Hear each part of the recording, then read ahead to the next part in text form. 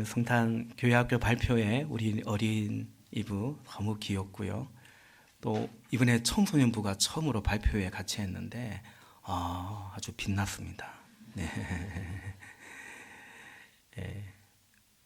청소년 애들이라서 얼굴 보이는 게 부끄러워가지고 어둡게 했다는데 잘하셨어요. 네, 빛나도 됩니다. 우리 또 아카펠라 중창 참 너무나 아름다웠고요. 우리 최명훈 형제님의 간정도 얼마나 은혜가 되는지요. 감사한 것은 목장과 상공부와 예배에 관한 그런 감사 은혜의 나눔이 이 우리 교회 세축 가운데 또 형제의 삶에 구체적으로 하나님께서 주신 은혜를 또 이렇게 고백할 수 있어서 얼마나 또 감사한지 모르겠습니다. 예수님이 탄생하셨습니다. 아기 예수로 나셨습니다. 오늘 본문의 천사들이 이 예수님에 대해서 증거하고 그리고 찬송합니다. 10절에 보니까 우리 10절의 개역 개정 말씀으로 한번 보면요. 천사가 이르되 무서워하지 말라. 내가 온 백성에게 미칠 큰 기쁨의 좋은 소식을 너희에게 전하노라. 아멘. 천사가 증거하는 이 오신 예수님은 뭐냐? 온 백성에게, 온 세상에 미칠 큰 기쁨의 좋은 소식이다라는 것입니다. 그리고 또 오늘 본문에 보면 천사를 통해서 우리가 증거되는, 천사가 찬송하는 예수님은 뭔가 13절, 14절에 보니까요. 13절 갑자기 그 천사와 더불어 많은 하늘 군대가 많은 천사들이 나타나서 하나님을 찬양하며 말하였다. 14절 한 번 더 같이 읽을까요? 시작. 더없이 높은 곳에서는 하나님께 영광이요 땅에서는 주님께서 좋아하시는 사람들에게 평화로다. 아멘. 두 번째 천사가 증거하고 찬송하는 예수님은 하나님께는 영광이요. 예수님은 하나님께는 영광이요. 그리고 사람들에게는 평화로다라는 것입니다. 정리하면 예수님은 온 백성에게 미칠 큰 기쁨의 좋은 소식이고 예수님은 하나님께 영광이고 사람들에게 평화이신 분이십니다. 오늘 설교의 제목이 예수님 그리고 예수님을 믿는 사람들입니다. 예수님이 온 백성에게 미칠 큰 기쁨의 좋은 소식이고 하나님께는 영광이고 사람들에게 평화인데 그 예수님을 믿는 사람들은 참 복되죠. 그 예수님을 믿는 사람들은 바로 이 예수님을 믿어서 예수님을 따라서 그 예수님의 삶을 살아가는 사람들이다라는 거죠. 그러니까 예수님, 하나님께는 영광이고 사람들의 평화이신 예수님, 온 백성에게 큰 기쁨의 좋은 소식이신 예수님, 그리고 이제 그 예수님을 믿는 사람들이 있죠. 우리 또한 바로 온 세상에 미칠 좋은 소식을 가진 자들이고 또 그 소식의 그 삶을 살아가는 자들이고 그 예수 믿는 우리 또한 하나님께는 영광이요 사람들에게는 평화를 이루는 그런 삶을 살아가는 예수 믿고 구원도 받았지만 그 예수님의 삶을 살아가는 바로 그들이 예수님을 믿는 사람들이다라는 것이죠. 우리는 이런 삶을 살아가고 있고 부족하지만 이런 삶을 살고자 애쓰고 있고 소망하고 있는 것입니다. 언젠가 말씀드렸지만 온 세상에 미칠 큰 기쁨의 좋은 소식, 그냥 큰 기쁨의 좋은 소식은 있을 수 있지만 모두에게, 온 백성에게 다 해당되는 기쁨이 될 만한 좋은 소식은 사실은 잘 없죠. 아니, 어쩌면 없지요. 우리가 어딘가에 이 시험을 치고 응시하고 지원하는데 붙으면 좋은 거 아닙니까? 합격의 소식을 들으면 기쁜 소식이죠. 우리 지난주에도 우리 어느 가정의 자녀가 대학에 또 준비한 대학에 합격했다는 기쁜 소식을 함께 나누었는데요. 기쁜 거죠. 그런데 그 소식이 온 백성에게 모두에게 기쁜 소식은 사실은 아니지 않습니까? 그의 합격은 누군가에게는 이제 불합격이 되는 소식이 되기도 하는 거죠. 엄연히 그렇죠. 올림픽 같은 대회에서 우승을 하고 금메달을 땄다. 우리나라 선수가 금메달을 땄다. 너무나 기쁜 소식인데 그 소식인즉 다른 사람들은 그 메달을 따지 못했다라는 또 이야기가 되는 거죠. 물론 우리는 축하할 자를 축하하고 또 위로할 자를 위로하고 살아갑니다. 어쨌든 세상은 그런 구조입니다. 온 백성에게 모두에게 좋은 소식이란 잘 없습니다. 오늘 우리가 읽은 누가복음 2장에도 7절 말씀해 보니까 마리아가 첫 아들을 낳아서 포대기에 싸서 구유에 눕혀 두었다. 여간에는 그들이 들어갈 방이 없었기 때문이다. 이렇게 여행 중에 출산을 하게 되는데 그 애를 출산할 방 하나 구하지 못해서 짐승의 우리에서 출산을 해서 구유, 사실 여물통이죠. 여물통. 그 여물통에다가 아이를 눕혔다라는 거죠. 이 여인이 마리아고요. 그 아기가 바로 예수님 아닙니까? 그런가 하면 원래는 북쪽 저 갈릴리 나사렛이라는 마을에서 살고 있었는데 저 예루살렘보다 더 아래인 베들레헴까지 가서 이 만삭의 몸을 이끌고 그 길로 가야만 했던, 천하를 호적하라고 명령했던, 천하를 호령하는, 그래서 그렇게 갈 수밖에 없었던 이 명령을 내린 황제도 있는 거예요. 2장 1절 말씀해 보니까 그때의 아우구스투스 황제가 칙령을 내려 온 세계가 호적 등록을 하게 되었는데 온 세계를 호령하는 황제도 있고 그 명령에 따라 어쩔 수 없이 만삭의 몸을 이끌고 그 옛날 어떻게 여행을 하겠습니까? 그 멀리까지 베들레헴까지 갈 수밖에 없었던, 물론 그것은 선지자 미가를 통해서 말씀하신 하나님 말씀의 성취인 거죠. 아우구스투스라는 황제는 자신이 이런 호령을 내렸다고 생각하겠지만 어디까지나 하나님의 말씀이 성취되는데 그는 그 배역에 그냥 쓰임 받았던 것뿐이죠. 그 말씀이 그대로 성취되었던 것입니다. 어쨌든 여러분, 이처럼 온 세상 온 백성은 과연 같지 않고 많이 다르다라는 것입니다. 또 본문 8절에 보니까 한밤중에 들여서 밤을 지새우는 목자들이 있지 않습니까? 여러분, 팔레스타인의 그 낮에는 뜨겁지만 해가 지고 밤이 되면 매수운 추위를 견뎌야만 하는 곳이 바로 이 지역입니다. 이들이 지키는 양은 자기 양도 아니죠. 그들을 고용한 그 양 주인, 그 주인의 양이겠죠. 그렇습니다.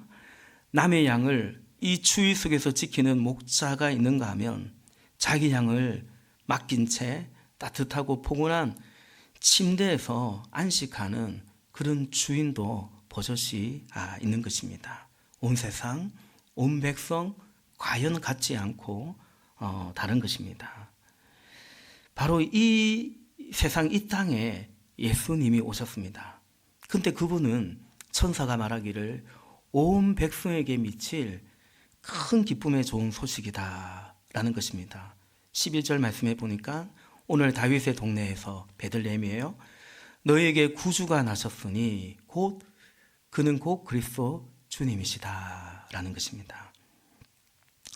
이 가련한 여인에게도, 그리고 그녀를 천하를 호령한 황제에게도 예수님은 그들을 구원할 기쁜 소식, 구주로 오신 것입니다. 저 들밖에 한밤중에 양치던 그 고단한 목자들, 그들에게도, 그리고 그들을 고용한 그 양들의 주인, 그 목자들의 주인에게도 모두에게 예수님은 큰 기쁨의 좋은 소식인 것입니다. 합격한 자에게도, 뭔가 성취한 자에게도, 낙방한 자에게도, 마치 실패한 자에게도 예수님은 동일하게 좋은 소식인 것입니다. 우리는 그 예수님을 믿습니다. 그리고 그 예수님을 믿는 삶을 살아갑니다. 다른 사람의 실패가 나의 성공이 되는 그런 삶을 이제 우리는 살지 않습니다. 누군가의 성공을 보면서 난 실패자라고 그런 패배주의에 빠져서 우리는 이제 그리 살아가지 않습니다. 그건 세상이죠. 예수님 없는 세상의 모습이었고요. 우리도 예수 없을 때는 그런 세상의 구조 속에 그대로 살았다면 이제 그리스도인들은 다만 그렇게 살지 않습니다. 엄연히 여전히 세상은 그럴지라도 이제 우리는 온 백성에게 미칠 큰 기쁨의 좋은 소식이신 예수님, 그분을 믿고 바로 그런 세상에서 구원을 받았기 때문에 예수님을 믿고 예수님을 믿는 삶을 살아가고, 그리고 오늘도 우리가 여러 지인들을 초대하고 모셨듯이 구원의 소식을 전하며 우리가 구원의 소식으로 살아간다. 이것이 예수님을 믿는 사람들의 삶인 것입니다.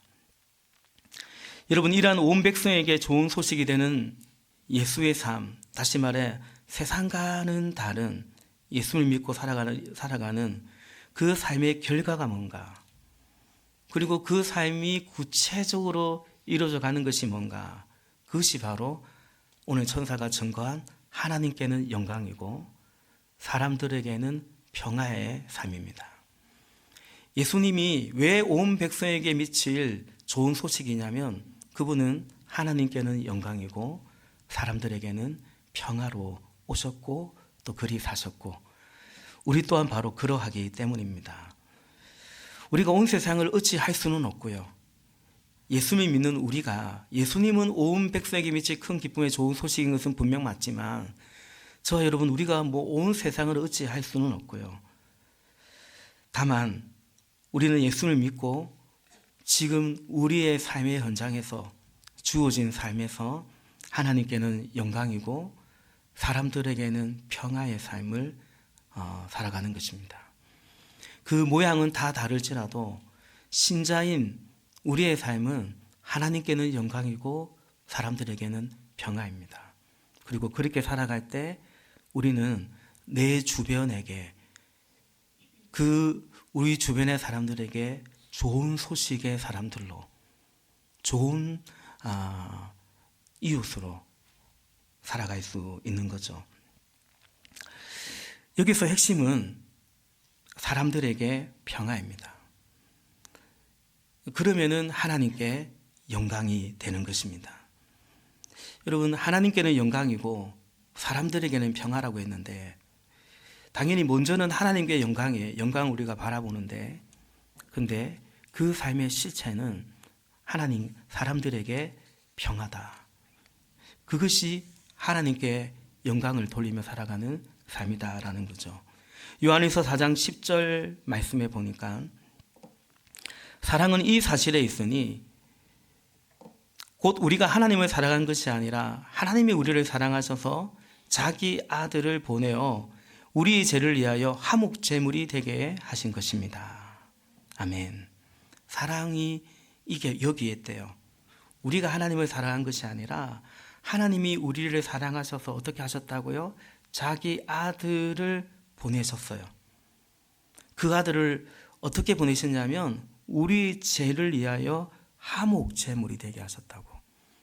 여러분, 죄는 관계를 깹니다. 우리 관계 속에 죄가 들어가면 그 관계는 깨어집니다. 평화가 깨어졌어요. 그래서 그 관계가 다시 회복되는 것은 이제 화목해져야 되는 건데, 하나님과 우리 사이의 죄 때문에 하나님과 우리 사이가 갈라져 있는데 누가 죄를 지었냐면 사람이 죄를 지었어요. 용서를 빌고 화해하자고 그렇게 용서를 빌고 사과할 대상은 사람인데, 근데 하나님이 우리를 사랑하셔서 우리 죄를 위하여 그 아들을 보내어서 하나님과 우리 사이에 화목 제물이 되게 하셨다. 하나님의 사랑과 은혜는 예수님이 화목 제물이 되게 하신 것입니다. 화목 제물이란 게 뭐죠? 사람들에게 평화이죠. 평화입니다. 이것이 하나님의 사랑입니다. 그래서 요한은 이 사랑을 입은 우리가 하나님의 그 사랑에 반응하고 그 은혜에 보답하는 것이 바로 사람들에게 평화라고 말하는 거죠. 왜? 하나님의 사랑이 화목제물이었다면 그 사랑을 입은 우리도 사람들에게 평화를 이루고 살아가는 거다. 이것이 화목제물이 되어주신 그 아들을 보내주신 하나님께 영광을 돌리며 살아가는 거다라는 거죠. 그래서 요한에서 바로 그 다음 구절 4장 11절과 12절에서 이렇게 말합니다. 사랑하는 여러분, 하나님께서 이렇게까지 우리를 사랑하셨으니 우리도 서로 사랑해야 합니다. 12절, 지금까지 하나님을 본 사람은 없습니다. 그러나 우리가 서로 사랑하면 하나님이 우리 가운데 계시고 또 하나님의 사랑이 우리 가운데서 완성된 것입니다. 아멘. 하나님을 본 사람은 없어요. 그런데 우리가 이렇게까지 사랑하신 하나님의 사랑을 입은 우리가 서로 사랑할 때 하나님이 우리 가운데 계심을 경험하게 되는 거예요. 그리고 하나님의 사랑이 이미 완성하시고 완전하신 하나님의 그 사랑이 우리를 통해서 더 이루어지고 완성되어 간다라는 것입니다. 그러므로 사랑하는 여러분, 우리는 평화를 이루고 살아가는 것입니다. 하나님의 영광을 이해한다고 하면서 혹여 사람들과의 평화를 깨지 말기를 바랍니다.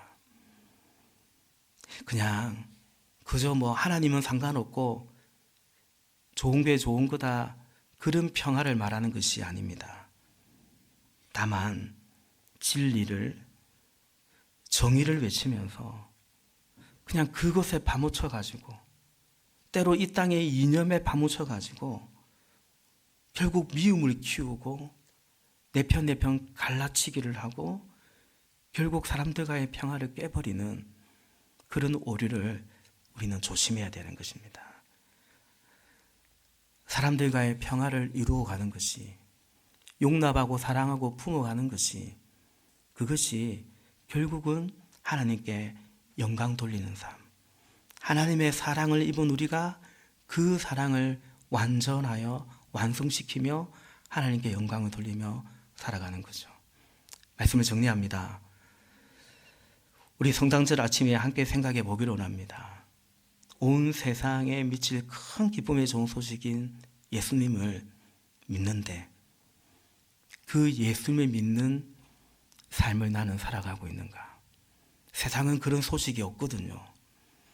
저 사람에게 좋은 소식이면 나에게는 마치 안 좋은 소식처럼 되어 있는데 그런 세상에서 우리를 구원해 주셨으니 이게 현실적으로는 말이 되나 싶지 모르겠지만 그럼에도 우리는 하나님 복음이 되시는 예수 그리스도, 또 그가 우리에게 오셔서 이루어 가시는 하나님 나라를 이루어 살아가는 것, 그게 뭡니까?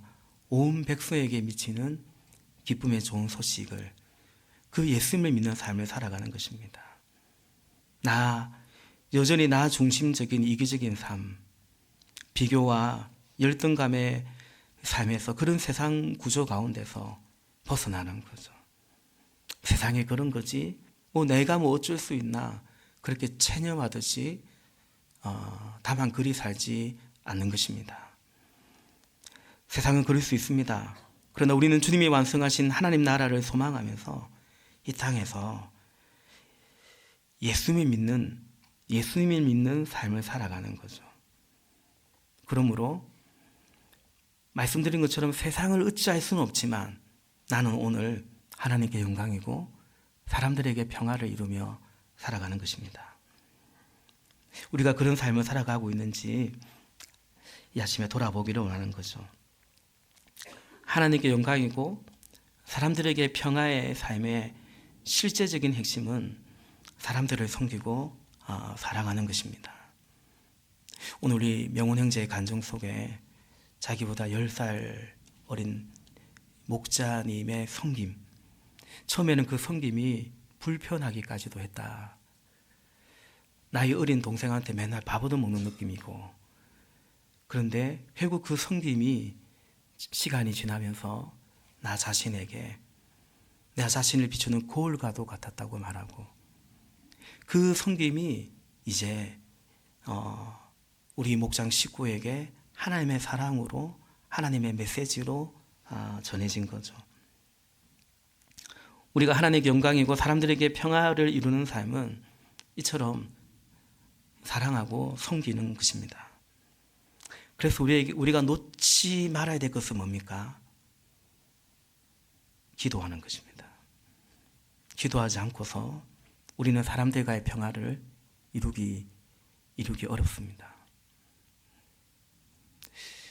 여러분, 우리 교회는 비교적 젊은 분들이 많습니다. 주변의 목사님들이 저에게 이런 말씀을 하십니다. 목사님, 교회는 미래가 밝다, 이런 말씀을 하십니다. 그러기를 바랍니다. 그런데 저는 다만 젊은 사람들이 많아서 우리 교회가 미래가 밝고, 또 어떤 교회는 노년층이 점점 고령화되어서 다만 그래서 그 교회의 미래는 어둡다, 그리 생각하지 않습니다. 기도하는 교회가 미래가 밝은 것입니다. 젊은 사람들 많이 모여도 기도하지 않은 젊은이들 미래가 밝다고 어떻게 알 수 있습니까? 육신의 연세는 잡숴가더라도 기도하는 교회는 결코 미래가 어둡지 않을 것입니다. 그러므로 여러분, 우리 영적인 긴장을 놓치지 말아야 됩니다. 우리가 어떻게 사람들에게 평화를 이루며 하나님께 영광을 돌릴 수 있냐? 하나님 앞에 엎드리고 기도할 때 하나님 주시는 사랑으로, 힘으로 우리는 사람들을 섬겨가고, 그래서 이 말씀이 예수님은 그런 분이고 예수 믿는 나는 그와는 상관없는 그런 삶에서 우리가 점점 변화되어 갈 때, 그럴 때 예수 믿음에, 예수 믿고 구원받음에 이 은혜를 우리가 실제로 누려가는 거죠. 그 감정들이 우리 안에 일어나는 거죠. 온 백성이 아닌 나에게 좋은 소식만을 계속 쫓아가지 않기를 바라는 것입니다. 그 정도가 아니에요. 여러분, 사람들 안에 마음에는요, 아침에 눈 뜨면 사랑하는 사람 생각이 안 나고요, 아침에 눈 뜨면요, 나 열받게 하는 사람, 미운 사람 생각이 의외로 먼저 납니다. 누군가를 축복하는 삶이 아니라 대놓고 저주는 안 하지만 그냥 그것이 이 땅에 살아가는 사실은 사람들의 모습이에요. 내가 보태준 것이 없는데도 사촌이 땅을 사면 배가 아프고요, 알고 보면 그렇지도 않은데 꼭 내 떡은 작게만 보이고 이제 그런 거죠. 사랑하는 여러분, 이제 우리는 그 세상에서 우리를 구원하기 위해서 이 땅에 오신 예수님을 믿고 이제는 구원받은 자의 삶을 살아가는 거죠. 온 백성에게도 좋은 소식이 되는 그런 세상을 꿈꾸며 내가 그런 삶을 살고자 하는 거죠. 예수님을 따라서 사람들에게 평화를 이루며 하나님께 영광을 이루고 싶은 거죠. 예수님, 그리고 예수님 믿는 사람들, 그것이 교회입니다. 이제 우리는 사람들에게 평화를 이루어 하나님께 영광으로 살아갑니다. 이 복된 삶으로 우리를 불러주신 주님을 찬양하면서 이 소식, 이 사랑을 전하고 살아가는 것이죠. 오늘 예배하시는 우리 모두에게 그 아들을 우리에게 화목 제물로 보내주신 하나님의 그 사랑이, 예수님의 그 사랑이 넘치시기를 우리 주님의 이름으로 축복합니다.